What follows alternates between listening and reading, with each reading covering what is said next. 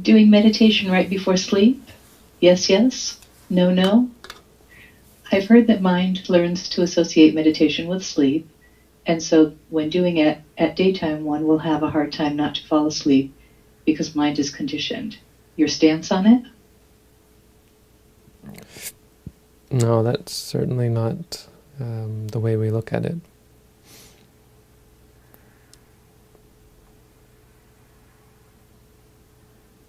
I think they're asking if you use meditation, if you do meditation right before you go to sleep, will you associate it with sleep and I get then that. become sleepy during the day? Yeah, I understand that. It's an Okay. interesting. I mean, sure, possibly that could happen, but it would mean you're not being mindful, right?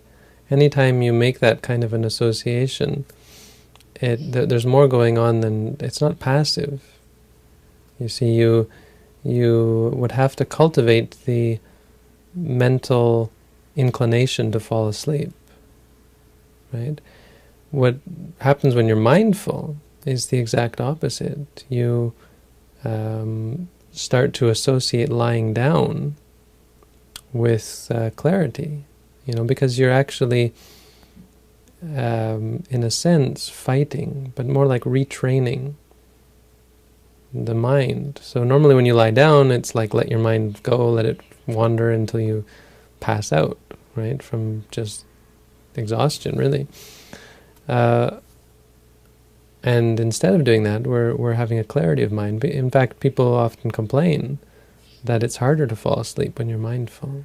You end up just lying there awake, which is cool because that means you didn't really need the sleep anyway.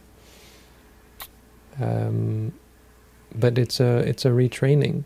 So normally when we lie down, we enjoy the pleasure of the softness of our beds, which is why we have people sleep on the floor. When I started meditating, back in my day, you all have it easy. Back in my day, when I was your age. No, but really, this is a good back in my day story. We really did, and we didn't have the worst of it. I've heard worse stories, concrete and so on. But we had nice parquet wooden floor, with the thinnest of mattresses, lumpy.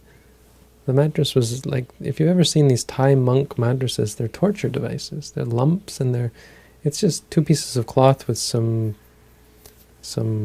fiber, cloth in it. And me being bony as all get out, it was really torture. I couldn't lie on my side that I normally do. It was just too painful. So I had to lie on my back, which I never do, which apparently is quite healthy though. I would lie on my back and I couldn't fall asleep. Yeah, maybe that wasn't such a good story. It's not really what I recommend, but there is a point to it that you end up sleeping just as much as you need. And it is a good point because I think back to this other story where I actually, I was in California and everything was kind of falling apart, and I had come back from Minnesota. I was teaching briefly in Minnesota. I came back, had no place to stay, and so someone was inviting me to stay in their house, but there was a woman in the house, so I wasn't comfortable with that. And we got to their house and got out of the car and I just walked away. Anyway, let's cut to the chase. I ended up sleeping under a picnic table in North Hollywood, a very dangerous part of the city, under a picnic table on the concrete, and it was wonderful. I still think of that as one of the best nights of my life because I was totally free. I guess the context is important, up until that point I had been so trapped. It's like, where am I going to stay? Where am I going to set up? And everything was everywhere was a problem, going here, going there. Because you're always dependent on people, and you have to, bend to this and to that. And then I just walked out and decided to live that night on my terms. And so I went and slept under a picnic table. And it was so wonderful. It was freezing cold. Winters in California are not fun. at night. It gets down to almost zero, I think. Almost freezing. For you guys it's not zero, but almost freezing in the desert at night, no? And concrete. And so all I had were these nice thick robes. And so I kind of bunched them up in front of me and lay down. I did sitting for a while, and then eventually I just got too tired and I lay down almost face first in the concrete. And I slept. I slept for like 3 hours. And it was great. It was really, it was a wonderful, hi Mom. It was a wonderful, wonderful time. And that relates to your question just simply because you don't need that much sleep. If you need to sleep, you'll fall asleep.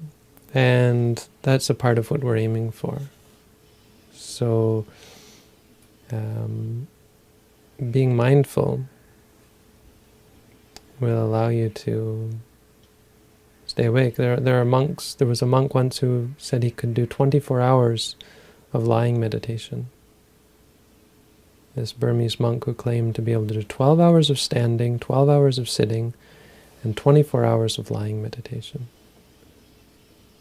He claimed to be able to be mindful for that long,